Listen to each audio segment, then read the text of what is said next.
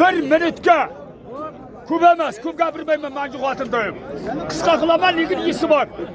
Ustoningga siyib jaratan qilib aytaman. Bir oy bo'ldi telefonga tushganiga bitta to'y. Bugun daftarimga kirdi. Ikkita toy degan bo'ridan ziyod to'yning egasi. Ikkita toy degan bo'ri To'lqaymışda tog'ning ustiga chiqib oluydi-ku. Qiramadan sovuq tushgandan keyin, mizam kirgandan keyin. Ana shunday yigit mana oldimda turibdi. Basharasiga ham qorada qornim to'yadi og'ayni. Har qanday xotinam shunday bachani tug'olmaydi. Tug'sa kuti ham jirtirib ketadi kerak bo'lsa. Ana shu bacha sizlarga og'ayinlar 13-dekabr qo'niq olasan, 14-dekabrga chopasan. Nima uchun?